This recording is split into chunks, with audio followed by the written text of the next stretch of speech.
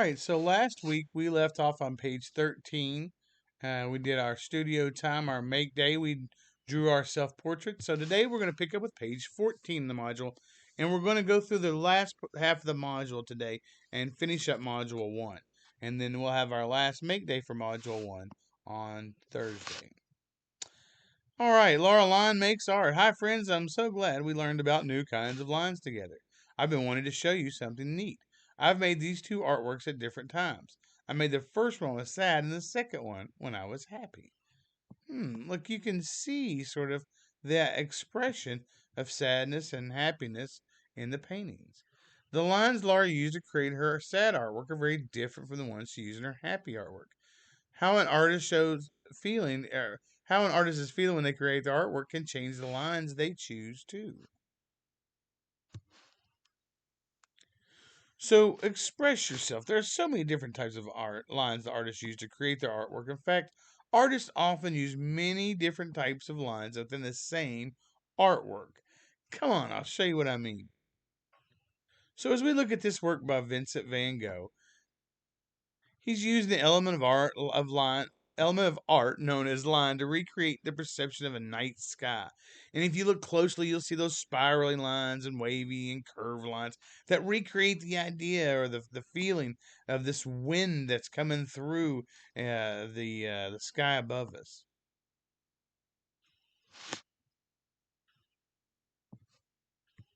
If we look at this work, whoops, gotta scroll up a little bit. Oh, that's awesome. This is beautiful. And so they're using complementary colors here. We're going to talk about that real quick. Stop just a second.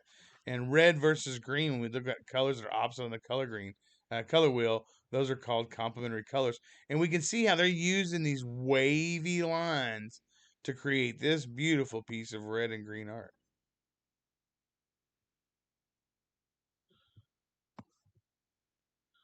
Now it's your turn to take a guess. Why do you think Cy Twombly chose to use scribbly lines to create his artwork?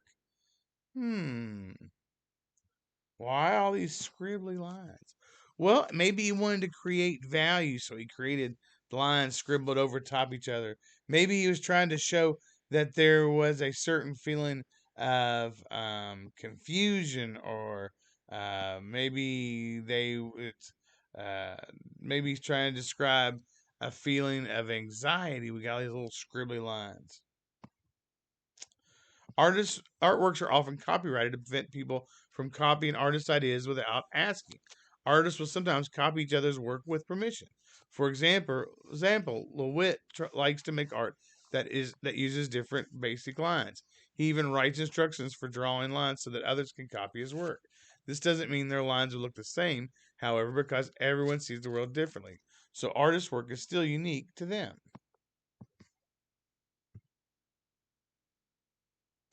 Feeling lines. So, using lines like contour lines in artwork can help express feelings, emotions. When you look at artwork, it can make you feel a certain way. How do each of these lines make you feel?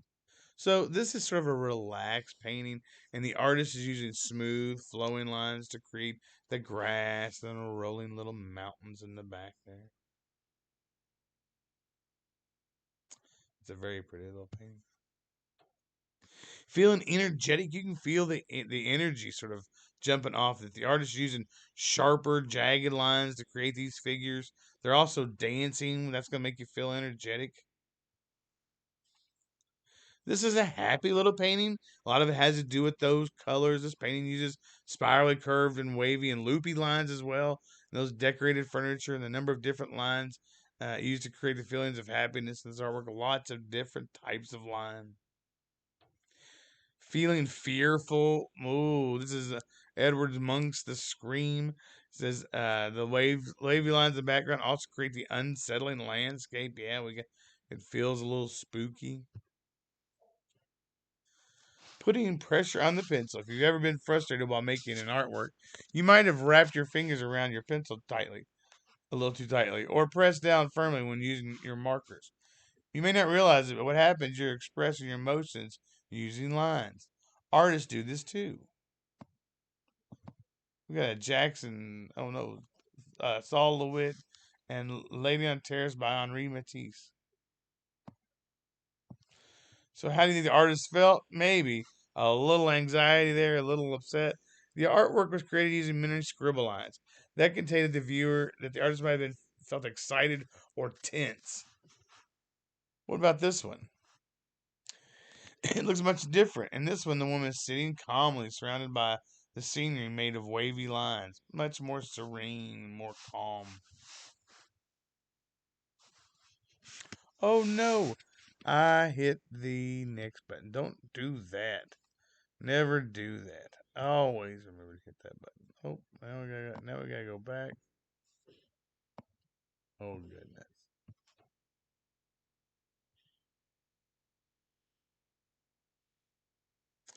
All right.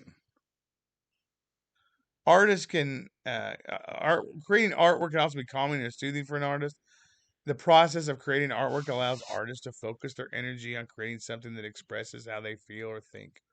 One of the many reasons famous artists create their artwork is a form of meditation.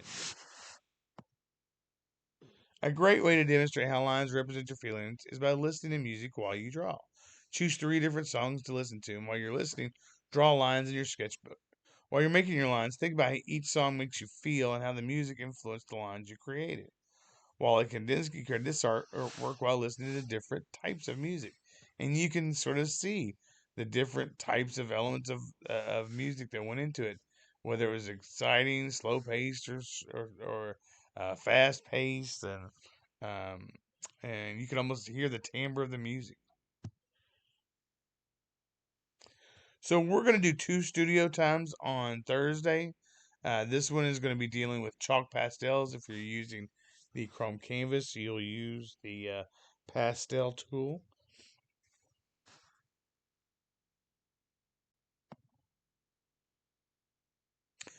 Unlike contour lines, which are often used as a starting point to create an artwork, artists use gesture lines to show movement or form of a subject. Artists create gestural lines that are created by using small, scribbly lines that look a little messy or not unorganized, yet come together to create the artwork.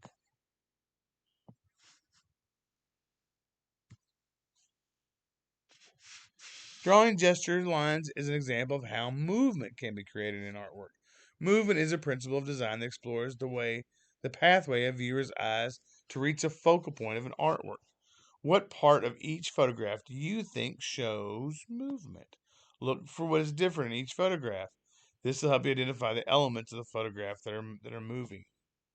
Well, it's definitely not the rider. I don't think they move at all, hardly.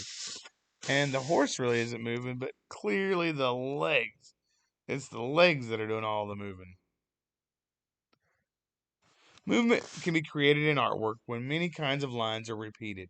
Repeating lines make the viewer's eyes move around an artwork and create the illusion that a subject is moving. One or more repeating elements of art within the same artwork is called rhythm, which is another principle of design. Rhythm creates the foundation for a feeling of movement in an artwork. Gestural lines and rhythm. In this artwork, many curved, straight, and wavy lines are repeated to create rhythm. These lines come together to create movement in the artwork too. The straight, long diagonal lines on the side of the artwork draw your eyes towards the focal point and each focal point of the sketch.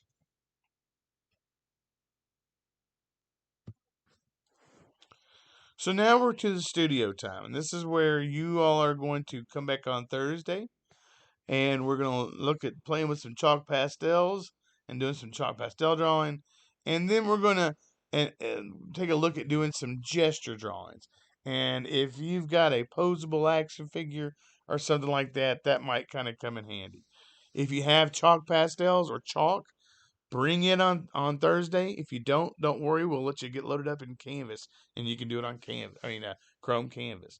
All right, guys. Have a great day, and I look forward to seeing you on Thursday.